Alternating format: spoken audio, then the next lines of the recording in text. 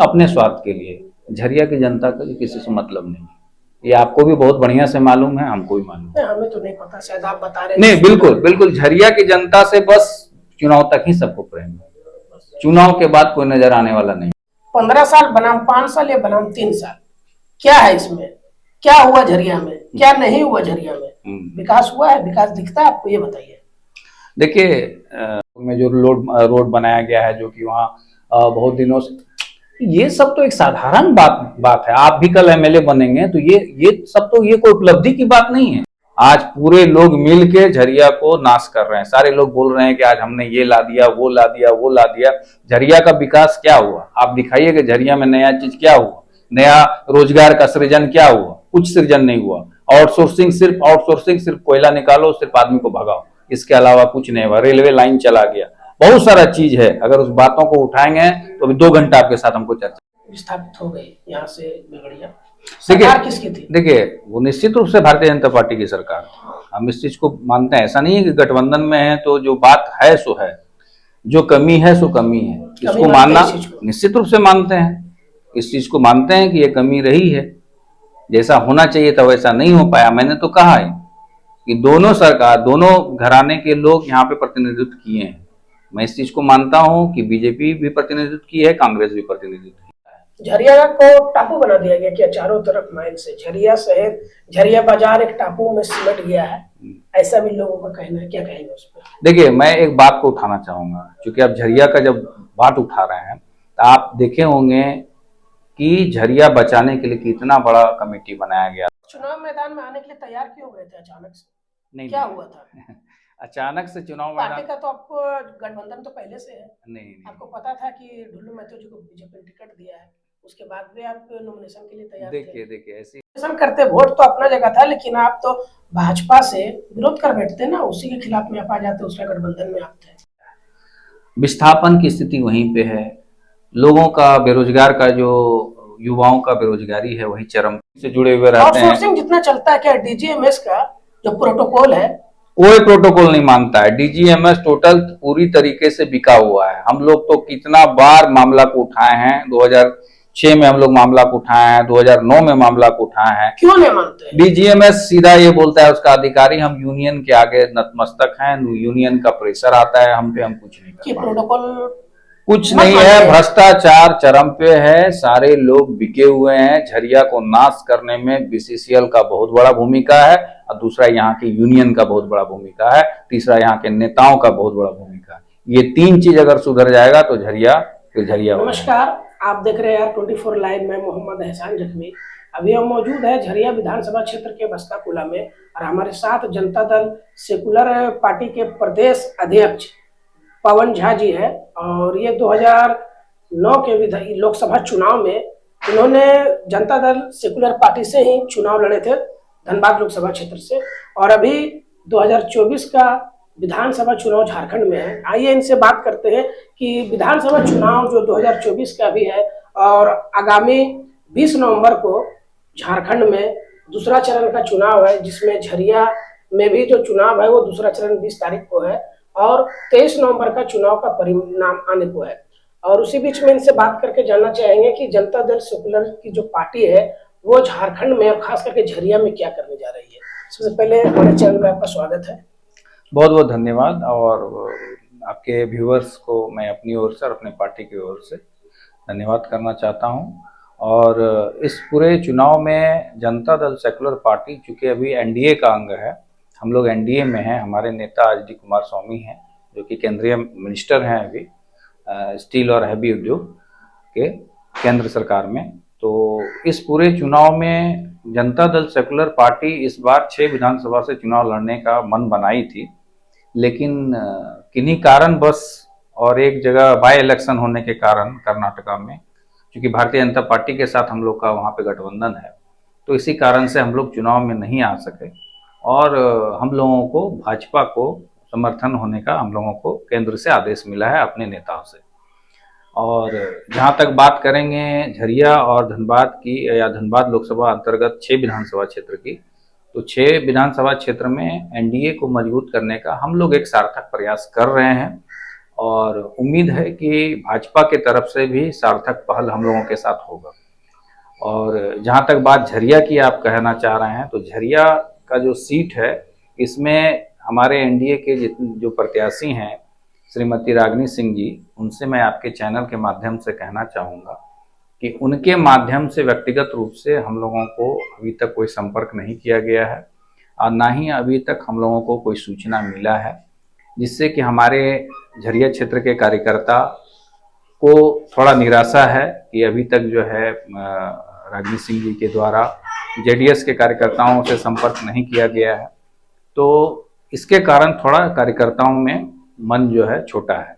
लेकिन अगर उनके तरफ से पहल होता है तो निश्चित रूप से जिस तेजी से, जिस उम्मीद से वो इस चुनाव में आई हैं, और उनको भी यह मालूम है कि ये चुनाव बड़ा ही कठिन परिस्थिति में अभी झरिया का होने वाला है। झरिया का मुद्दा और झरिया में जो विस्थापन रहा है, झरिया का जो दर्द रहा है, और इन सारी बातों को लेकर जनता में अंदर ही अंदर कहीं ना कहीं कशमकश की स्थिति में है। और सेकुलर पार्टी के लोग भी ये देखना चाह रहे हैं कि उनको कौन पूछ रहा है, और निश्चित रूप से जिसको जहां मान सम्मान मिलेगा पार्टी के अंतर्गत से, तो लोग और कार्यकर्ताओं में एक उल्लास बना हुआ रहता है, जिसकी कमी अभी माननीय हमारी जो प्रत्याशी हैं रागिनी सिंह जी, उनके द्वारा अभी हम लोगों को कोई सूचना नहीं मिला है, जिससे हमारे पार्टी के कार्यकर्ता, झरिया क्षेत्र के जो हमारे कार्यकर्ता हैं, हमारे साथीगण हैं, उनमें कहीं ना कहीं निराशा भी है। झरिया का चुनाव कठिन आप किस नजरिए से देख रहे हैं, कठिन क्यों है? देखिए, झरिया का चुनाव कठिन इसलिए है कि झरिया अभी का जो चुनाव का स्थिति है, ये व्यक्तिगत रूप से दो घराने के बीच आके केंद्रित हो गया है, और एक ये घराने की लड़ाई हो गई है झरिया का चुनाव।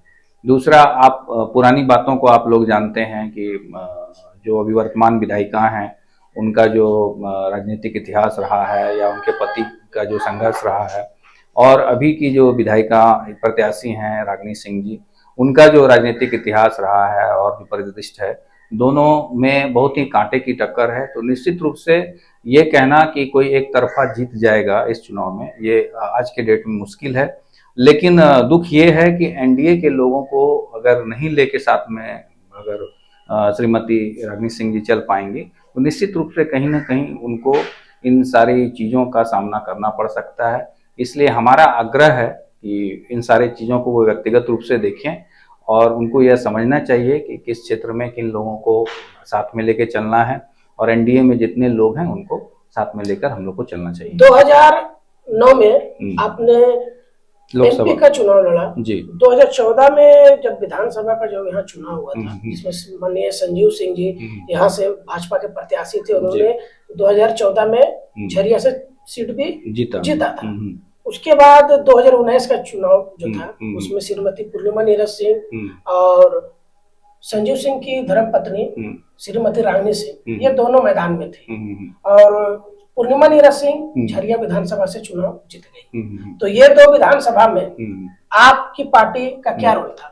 देखिए, मेरा पार्टी का रोल यही है कि हम लोग एनडीए का अंग है। नहीं, उस समय का क्या रोल था? उस समय का भी रोल यही था कि हम लोग एनडीए में ही थे, गठबंधन में थे। तो निश्चित रूप से गठबंधन का जो काम होना चाहिए वो हम लोगों ने करने का प्रयास किया। लेकिन खासकर झरिया में होता क्या है कि एक कहावत है कि घर की मुर्गी दाल बराबर।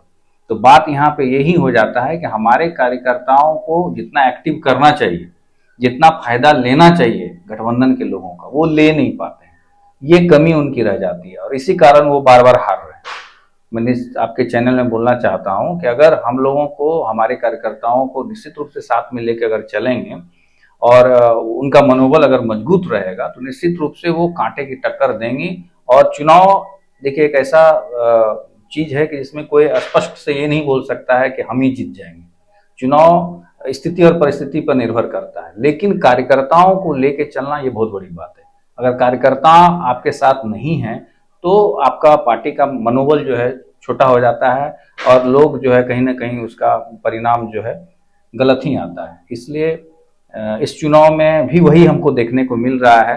बड़ी अफसोस के साथ मुझे बोलना पड़ रहा है, और मैं आग्रह इसलिए करना चाहूँगा कि इन सारी चीज़ों को जो प्रत्याशी हैं एनडीए की, उनको व्यक्तिगत रूप से देखना चाहिए, क्योंकि वो खुद चुनाव में हैं और खुद चुनाव लड़ रही हैं। तो इन सारी बातों को उनको ध्यान में रखना चाहिए कि एनडीए के कौन सारे लोग हैं, कौन हमसे छूट रहे हैं, किनको हमको लेके चलना चाहिए।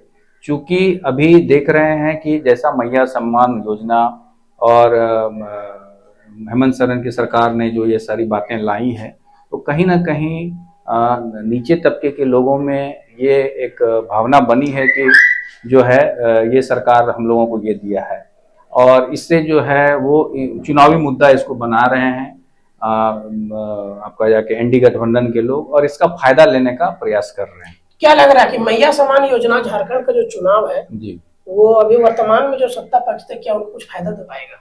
देखिए मैया सम्मान योजना से फायदा, देखिए गरीब लोग को अगर कुछ भी कोई आशा दे देता है तो निश्चित रूप से उसको लगता है कि यही मेरे लिए मेरा जीवन का जो है बेड़ा पार करेगा। तो गरीबों में एक ये रुझान जरूर बना है कि मैया सम्मान योजना आया है तो हेमंत सोरेन अगर रहते हैं तो वो फिर और बहुत कुछ करेंगे, और ये सारी बातें हैं कहीं ना कहीं। लेकिन ये कितना कारगर होगा ये तो चुनावी स्टंट है। अभी तो देखा जा रहा है कि मैया सम्मान योजना देने पर कितने हम लोगों के संपर्क के कितने ठेकेदार हैं उनका पैसा रोका गया है। बहुत बड़े बड़े टेंडर का पैसा रोक के जो है मैया सम्मान योजना में पेमेंट किया गया है। उनके पैसा को रोक के, विकास कार्य के पैसा को रोक के जो है मैया सम्मान योजना में दिया गया है। तो कहीं ना कहीं ये चुनावी स्टंट हो सकता है, इसको हम लोग नकार नहीं सकते। गोगो योजना बता रहा कि विफल हो गया। वो चुनाव के समय में वोटरों को लुभाने का काम करने के लिए आपने गोगो योजना भारतीय जनता पार्टी लाई है कि जीतेंगे तो हम गोगो योजना से 2100 रुपया देंगे। तो उसमें ना ही किसी का अकाउंट नंबर ना ही डिटेल लिया जा रहा। तो लोग ऐसा कह रहे हैं कि 15 लाख नहीं मिला तो 2100 क्या मिलेगा? क्या कहेंगे उसमें? देखिए निश्चित रूप से लोगों में ऐसी स्थिति अभी जरूर है कि चुनावी अभी का राजनीतिक परिदृश्य पूरे झारखंड का देखेंगे तो कहीं ना कहीं ऐसा होता है कि लोग इन सारी बातों को चुनावी घोषणा समझते हैं कि चुनाव आया है इसलिए ये लोग ऐसी बातें कर रहे हैं। लोगों में ऐसा सोच आता है कैसे? मतलब वो सुनते आ रहे हैं तब तो भरोसा किसी पार्टी से किसी का प्रलोभन या तो फिर किसी का ये चुनाव एजेंडा समझ लेते हैं कि ये सिर्फ चुनावी जुमला है, बाद में कुछ नहीं मिलेगा। तो कहीं कहीं यहाँ लोग ठगे गए होंगे, तब तो उम्मीद आशा टूटती जा रही है। नहीं देखिए ऐसी बात, हम इस बात का हम ये समर्थन करते हैं या इस चीज को मानते हैं कि कहीं ना कहीं राजनीति में ऐसी बातें आई हुई हैं और लोग आज के डेट में ये सोचने लगे हैं कि ये एक चुनावी स्टंट हो सकता है। लेकिन यहाँ का जो राजनीतिक परिदृश्य है और यहाँ के जो नेता हैं उनका जो परामर्श लेके ही कोई योजना तैयार किया जाता है या कोई घोषणा पत्र तैयार किया जाता है। तो झारखंड का जो स्थिति अभी है, अभी देखिए कुछ चीज़ें अच्छी हैं तो कुछ चीज़ें बहुत ही बुरी हुई हैं सरकार में। अगर देखेंगे तो पेपर लीक का मामला है, छात्रों का भविष्य अटका हुआ है, बहुत सारी बातें हैं, भ्रष्टाचार है, देख रहे हैं आए दिन धनबाद क्षेत्र की ही अगर बात करें तो अपराध जो है चरम पे है। तो कहीं ना कहीं इन सारी बातों पर अगर जनता ध्यान देगी तो उनको लगेगा कि सिर्फ ये लोक लुभावन 1000 रुपया दे के और बहुत सारी बातों को इग्नोर करने का प्रयास सरकार के द्वारा किया जा रहा है। चुनाव लोकसभा का यहाँ हुआ जिसमें धनबाद से माननीय सांसद ढुल्लू महतो जी बने हैं, सांसद बने, पहले विधायक थे बघमारा से। तो उस समय भी आपने पीसी करके उनका विरोध जताया था, जिसमें आपने चुनाव के लिए आपने नॉमिनेशन करने के लिए भी जाने को तैयार थे। बिल्कुल, आपने खुद बताया कि बस कल हम नामांकन कर रहे हैं। बिल्कुल। क्या आखिर हुआ कि हम नामांकन को भूल गए? नहीं देखिए बात होता है कि राजनीति व्यक्तिगत रूप से होती नहीं, ये आप भी समझेंगे। राजनीति समाज और संगठन के माध्यम से होती है। राजनीति कोई व्यक्तिगत डिसीजन नहीं होता है, और जब तक समाज और समर्थक और आपके चाहने वाले आपके मतलब उनके सम्मान को देखना पड़ता है। चुनाव मैदान में आने के लिए तैयार क्यों गए थे अचानक से? नहीं, क्या हुआ था? अचानक से चुनाव मैदान, पार्टी का तो आपको गठबंधन तो पहले से है। नहीं आपको पता था कि ढुल्लू महतो जी को बीजेपी ने टिकट दिया है, उसके बाद भी आप नॉमिनेशन के लिए तैयार थे? देखिए ऐसी बातें हैं कि ढुल्लू महतो जी का जहां तक परिदृश्य आता है तो ढुल्लू महतो जी के विषय में जो बातें आई थी कि भाई वो चुनाव अगर मैं चुनाव जीतते हैं तो वो बहुत सारी बातें उनके खिलाफ में आई थी। लेकिन जब सारी बातों को हम लोगों ने एक दूसरे से मिलान किया, देखा, समझा, जाना, तो कहीं ना कहीं ये समझ में आया कि ये विरोधियों की चाल है और कहीं ना कहीं इनको कमजोर करने का एक प्रयास है। तो दूसरी बात, जहां तक चुनाव की बात हो ना, तो निश्चित रूप से चुनाव इसलिए आना चाहते हैं, या हमारी पार्टी चाहती थी, या हम लोग चाहते थे कि देखिए एज ए राजनीतिक दल, कोई भी राजनीतिक दल ये चाहेगा और उसका लीडरशिप चाहेगा कि हमारा प्रतिनिधित्व आगे आवे। आप भी चाहेंगे, आप पत्रकारिता में हैं तो आपको अगर मौका कहीं मिलेगा तो आप चाहेंगे कि हमको और अच्छे पोस्ट पे हम जाएं। नॉमिनेशन के लिए पार्टी के द्वारा आपको आदेश हो रहा था या खुद से कुछ लग रहा था? नहीं, पार्टी के द्वारा आदेश, देखिए पार्टी का शीर्ष नेतृत्व हमारे साथ तो है ही, उनका आशीर्वाद हमेशा देवगौड़ा जी का हमारे ऊपर है, कुमार स्वामी सर का हमारे ऊपर है। तो बात बनी कैसे, नॉमिनेशन नहीं किया? नहीं, नॉमिनेशन नहीं किए, इसका मूल कारण जो है हमारे समर्थक है। उन्होंने कहा कि भैया अगर आप नॉमिनेशन करते हैं तो वो भी अच्छा है, और अगर नॉमिनेशन नहीं करते हैं, चूंकि अभी जो चुनावी रुझान है, तो चुनावी रुझान में देखा ये जा रहा है कि हम अभी जीत नहीं पाएंगे, वो स्थिति में नहीं। आप नॉमिनेशन करते, वोट तो अपना जगह था, लेकिन आप तो भाजपा से विरोध कर बैठते ना, उसी के खिलाफ में आप आ जाते, उसका गठबंधन में आप थे। देखिए गठबंधन तो बात तो है ही, गठबंधन तो है ही। निर्दलीय लड़ते क्या? नहीं, निर्दलीय तो जरूर नहीं, निर्दलीय तो नहीं लड़ते, क्योंकि पार्टी से बातचीत हुई, फिर ऊपर आला नेताओं से बातचीत हुई, तो उनका परामर्श ये आया कि देखिए अभी इस बार मोदी जी की सरकार को हम लोगों को ये करना है, क्योंकि ऊपर में बातचीत हो गई है, कहीं ना कहीं गठबंधन का प्रेशर आ ही जाता है। इसी कारण से चुनाव में हम लोग नहीं आए और हम लोगों को अंतोगत्वा भाजपा को समर्थन करना। चलिए, हो गई पूरी बातें 10 साल और 20 साल की। अब बताइए झरिया का विकास हुआ है कि नहीं? 15 साल बनाम 5 साल या बनाम 3 साल, क्या है इसमें? क्या हुआ झरिया में, क्या नहीं हुआ झरिया में? विकास हुआ है, विकास दिखता है आपको, ये बताइए। देखिए मैं स्पष्ट रूप से कहना चाहता हूं कि झरिया की जो राजनीति है, और इस बात को आप भी बहुत ही मंजे हुए पत्रकार हैं, 10 साल 15 साल का समय आपने पत्रकारिता में दिया है, तो कहीं ना कहीं अगर इस चीज़ को हम लोग देखते हैं तो झरिया का जो विकास समुचित होना चाहिए, मैं बहुत ही स्पष्ट रूप से कहना चाहूँगा कि समुचित विकास झरिया का आज के डेट में भी नहीं हो पाया है। विस्थापन की स्थिति वहीं पे है, लोगों का बेरोजगार का जो युवाओं का बेरोजगारी है वही चरम पे है, वही गुंडागर्दी आज भी होती है, वही आउटसोर्सिंग में वर्चस्व की लड़ाई आज भी है।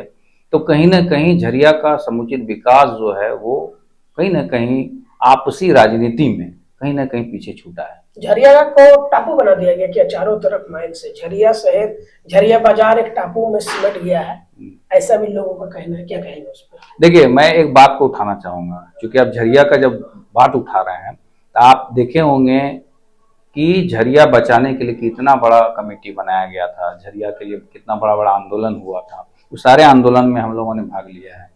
झरिया बचाओ समिति बना था, गोपाल अग्रवाल जी की अध्यक्षता में देशबंधु में मीटिंग होता था। तो कहीं ना कहीं मैं उन सारे लोगों से पूछना चाहता हूँ, उस समय मैक्सिमम यूपीए के लोग ही उस कमेटी में थे, आज कहाँ है? कब बना था कमेटी?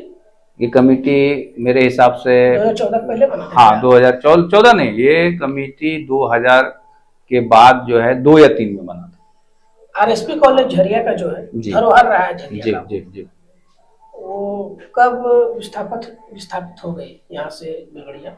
सरकार किसकी थी? देखिए वो निश्चित रूप से भारतीय जनता पार्टी की सरकार, हम इस चीज को मानते हैं, ऐसा नहीं है कि गठबंधन में है तो जो बात है सो है, जो कमी है सो कमी है, इसको मानना निश्चित रूप से मानते हैं, इस चीज को मानते हैं कि ये कमी रही है, जैसा होना चाहिए था वैसा नहीं हो पाया। मैंने तो कहा है कि दोनों सरकार, दोनों घराने के लोग यहाँ पे प्रतिनिधित्व किए हैं, मैं इस चीज को मानता हूँ कि बीजेपी भी प्रतिनिधित्व की है, कांग्रेस भी प्रतिनिधित्व की है। कांग्रेस ने 5 साल किया है, बीजेपी ने ज्यादा समय किया है, लेकिन कहीं ना कहीं झरिया का विकास छूटा है।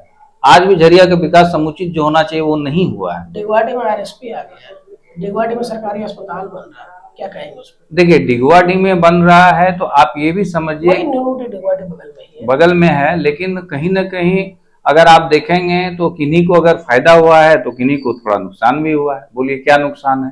कि जो इधर का इस आपका कतरास मोड़ के इधर का जो बच्चा बच्ची, मेन कोई भी कॉलेज दूर होता है तो उसमें ज्यादा समस्या बच्चियों के साथ आता है। लड़का बच्चा जो है वो कहीं भी दूर भी जाके वो कॉलेज कर लेता है, उसको कुछ भी समस्या आता है तो उसको झेल लेता है, लेकिन खासकर बच्चियों के लिए जो है थोड़ा दूर तो हो ही गया है। आप झरिया देखिएगा, धनसार आपसे यहाँ से बसपा पुल से 3 किलोमीटर 2 किलोमीटर में धनसार है जी धनसार पार करिएगा तो आपको बहुत सारा कॉलेज मिलेगा। बिल्कुल। और आरएसपी कॉलेज जहाँ पे था, ये झरिया स्टार्टिंग से 3 किलोमीटर बाद से ही है, धनबाद की ओर से। बिल्कुल और अभी जहाँ बनाया गया है, लोगों का कहना है कि ये बीच सेंटर में, क्योंकि सिंदरी हो या ये चंदन क्यारी हो, वहां से लोगों को आने में वहाँ ज्यादा दूरी तय नहीं करनी पड़ेगी। और झरिया का जो बात है, झरिया के लोगों के लिए 5-6 किलोमीटर है, तो वो सही जगह है। कुछ लोग कहना था कि झरिया आरएसपी जब यहाँ से गया तो यहाँ ही आना चाहिए था, आपने वहां क्यों ले गए?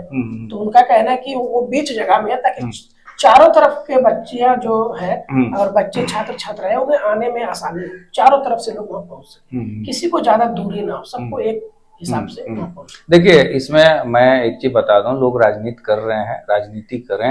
राजनीति जब राजनीतिक क्षेत्र में है तो राजनीति करेंगे ही। वो बात यहाँ नहीं है। यहाँ एक चीज मैं पूछना चाहता हूँ कि अभी तक इतना बड़ा मामला झरिया आरएसपी का रहा और भी जो विस्थापन का समस्या रहा, इसमें कोई भी आज तक यूपीए के लोग बीसीसीएल के खिलाफ क्यों नहीं बोलते हैं कि आज जो ये स्थिति बनाया है वो कौन बनाया है? ये स्थिति तो बीसीसीएल बनाया है। आज जितने लोग हैं वो सारे लोगों का, जो आपको भी मालूम है कि सारे लोग किस स्थिति से, किस तरीके से आउटसोर्सिंग से जुड़े हुए रहते हैं। आउटसोर्सिंग जितना चलता है, क्या डीजीएमएस का जो प्रोटोकॉल है, कोई प्रोटोकॉल नहीं मानता है। डीजीएमएस टोटल पूरी तरीके से बिका हुआ है। हम लोग तो कितना बार मामला को उठाए हैं, 2006 में हम लोग मामला को उठाए हैं, 2009 में मामला को उठाए हैं। क्यों नहीं मानते? डीजीएमएस सीधा ये बोलता है, उसका अधिकारी, हम यूनियन के आगे नतमस्तक हैं, यूनियन का प्रेशर आता है हम पे, हम कुछ नहीं कर पाते। प्रोटोकॉल कुछ नहीं है, भ्रष्टाचार चरम पे है, सारे लोग बिके हुए हैं। झरिया को नाश करने में बीसीसीएल का बहुत बड़ा भूमिका है, और दूसरा यहाँ की यूनियन का बहुत बड़ा भूमिका है, तीसरा यहाँ के नेताओं का बहुत बड़ा भूमिका है। ये तीन चीज अगर सुधर जाएगा तो झरिया फिर झरिया हो जाएगा। आज पूरे लोग मिल के झरिया को नाश कर रहे हैं। सारे लोग बोल रहे हैं कि आज हमने ये ला दिया, वो ला दिया, वो ला दिया। झरिया का विकास क्या हुआ? आप दिखाइए कि झरिया में नया चीज क्या हुआ, नया रोजगार का सृजन क्या हुआ? कुछ सृजन नहीं हुआ। आउटसोर्सिंग सिर्फ कोयला निकालो, सिर्फ आदमी को भगाओ, इसके अलावा कुछ नहीं हुआ। रेलवे लाइन चला गया, बहुत सारा चीज है। अगर उस बातों को उठाएंगे तो अभी 2 घंटा आपके साथ हमको चर्चा करना पड़ेगा, वो भी कम होगा। अगर कोई ईमानदारी से कहें तो ईमानदारी से झरिया और झरिया की जनता के लिए कोई सोचता नहीं है। आज झरिया में आप जाइएगा अंदर में, बाजार में, बाजार भी हम लोग घूमे हुए हैं, झरिया के बाजार में अभी टॉयलेट नहीं है। आप जाइए, झरिया के लोगों का कष्ट देखिए, झरिया के दुकानदारों से पूछिए कि वहां पे है टॉयलेट का कितना समस्या है। आगे बढ़े बलियापुर की तरफ। बिल्कुल, बलियापुर हम समझ रहे हैं, बलियापुर रोड की बात आप बोल रहे हैं कि बलियापुर में जो रोड बनाया गया है, जो कि वहाँ बहुत दिनों से, ये सब तो एक साधारण बात है। आप भी कल एमएलए बनेंगे तो ये सब तो ये कोई उपलब्धि की बात नहीं है। वही तो उपलब्धियां गिना रहे हैं, वही सत्ता पक्ष वही तो बोल रहे हैं कि ये कोई उपलब्धि है। ये क्या बड़ा उपलब्धि है? आप रोड बना दिए, उपलब्धि है। कल नाला बना दिए, कोई उपलब्धि है? ये पानी का कल लगा दिए, ये तो जेन्युइन समस्या है। उपलब्धि का मतलब होता है कुछ नया किए आप। बड़ी समस्या का विस्थापन को मानते हैं। विस्थापन बहुत बड़ी समस्या है। विस्थापन के कारण ही तो लोग यहाँ से हट रहे हैं, लोग यहाँ से जा रहे हैं, लोगों को पलायन करना पड़ रहा है। दूसरी बात है कि लोगों को रोजगार लोगों का छीना जा रहा है। आज जो गरीब तबका है वो कोयला बेच के काम करता है, सारे दिन कोयला बेच के वो काम करता है, ठीक है।